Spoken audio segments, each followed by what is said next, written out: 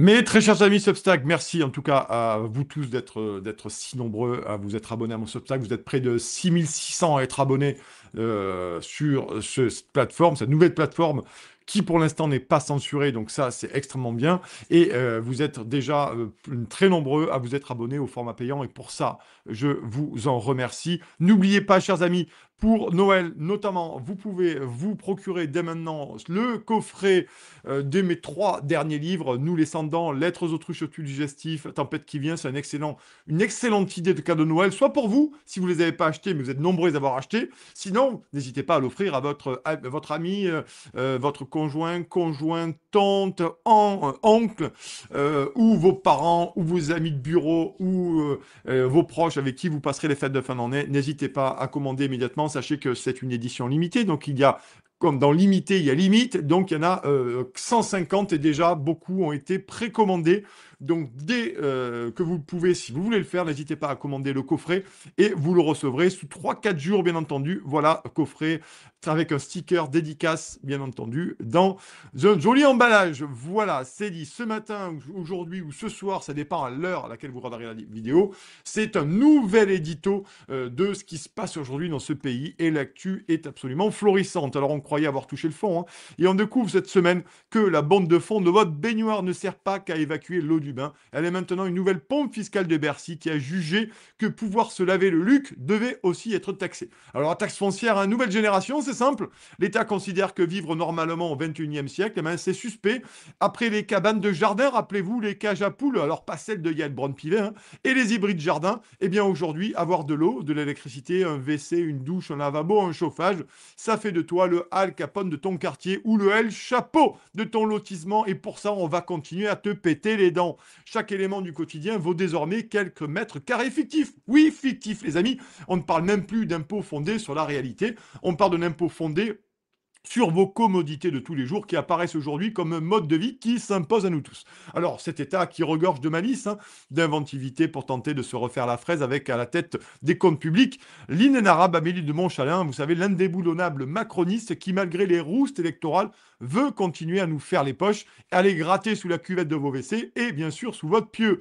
Cet État qui a creusé sous les ordres de Macron une dette de 3400 milliards d'euros de dette, eh ben ces gens en fait sont des marchands de sommeil, des pistoleros du chaos qui ne font qu'appliquer les directives. Mais quand les directives viennent de zozos pareils, eh bien on se garde bien d'emplâtrer les Français avec. Alors quand le zozo en chef, hein, qui nous sert de président de la République, signe des chèques en blanc à un tiers des pays du monde, eh bien Bercy devrait le contraindre à la camisole de force budgétaire, un bâton dans les dents, en lui coupant les robinets et surtout en lui enlevant le carnet de chèques. Alors revenons à cet impôt foncier revisité. 7,4 millions de logements vont être matraqués, les amis. 466 millions d'euros pompés en douce et une augmentation financière non négligeable pour le simple fait de posséder une salle de bain. On est donc arrivé à un point où l'administration vous explique que c'est normal de payer plus parce que vous n'habitez pas une cabane du siècle dernier ou sous une tente dans la garrigue ou dans les bois ou dans un mobil-home près de l'autoroute. On taxe le minimum vital comme si vivre dignement était un privilège fiscal. Cela fait un moment que je vous avertis que ces gens viendront nous chercher jusque dans les chiottes. Ça fait très longtemps que je le dis. Et même maintenant, c'est fait. Vous en aviez rêvé, ben c'est fait. Mais ne vous inquiétez pas, pendant que vous comptez les mètres carrés imaginaires chez vous, l'armée serait sur le point de commander des Rangers et des sacs à viande pour nos gamins, sans déduction d'impôts, à part pour la succession et les mutuelles pour le plan obsèque.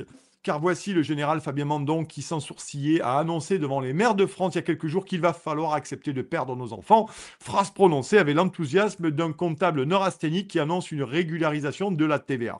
Et là, ben, c'est soudain, tout devient limpide, hein. Un État qui n'arrive plus à tenir les comptes publics et qui a laissé Macron vider les caisses se sent prêt à engager un pays entier dans un conflit majeur. Un commandement militaire qui discute du sacrifice de la jeunesse française, comme si l'erreur venait de nous, les citoyens, trop attachés à nos enfants, parce que Macron cherche partout les moyens à ne pas quitter le pouvoir illégitime qu'il impose au peuple français avec violence et il faut le dire avec un certain sadisme. Sans compter que Macron, lui, vous le savez, hein, qui n'a pas de mouflé à la maison, car il est lui-même le mouflé de sa propre de théâtre. Enfin bon, passons. Le comble, ben, toujours pareil, c'est que le pays reçoit des leçons de résilience familiale de la part d'un président qui n'a jamais affronté les responsabilités d'un parent. Un chef de l'État sans descendance qui part de guerre comme on discute d'une option budgétaire et qui s'imagine légitime pour expliquer ce que doivent accepter les familles françaises. Alors on arrive à un système où l'État pénètre tout, hein, vos revenus, vos pièces, vos équipements, vos enfants, vos vies. Il ne reste plus un espace où il ne se croit plus chez lui. Il nous traque partout et nous dépaisse tendrement. L'administration invente donc de nouvelles taxes. Le pouvoir politique assène des obligations et des injonctions, depuis le Covid d'ailleurs. Et le chef d'état-major des armées sert la soupe tiède à Macron. Franchement, quel effondrement. Et tout ce beau monde vous explique que vous devriez dire oui, hein, parce que l'argent manque, parce que les tensions montent, parce qu'il faut être responsable. Toujours les mêmes mots pour cacher la même chose. Leur incompétence, leur erreur, leur renoncement, leur déficit et leur impasse et leur énorme trahison. Le pays étouffe sous des impôts rétroactifs et des menaces anticipées. On taxe la vie, on prépare la mort. C'est ça, la grande modernisation de la Macronie. Alors qu'on ne s'étonne pas, hein, si les Français commencent à comprendre que tout ce système n'a plus rien de républicain ni démocratique. D'ailleurs, c'est une machine en fait autonome qui ne répond plus à personne mais exige tout de vous.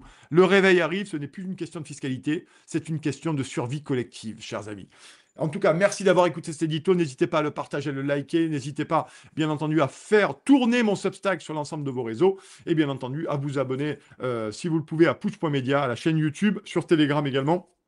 Facebook, Instagram. Merci à tous et n'oubliez pas, vous avez dans le lien en bas de ce post, le lien pour le coffret de Noël. Pour un cadeau parfait, ça vous évitera de chercher.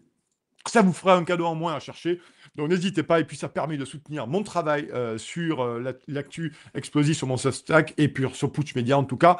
Et vivement, vivement les prochains jours. Chers amis, moi je vous souhaite une excellente journée, une excellente soirée. On se voit très vite. Merci de votre engagement. Bye bye, vive la démocratie. Salut, ciao.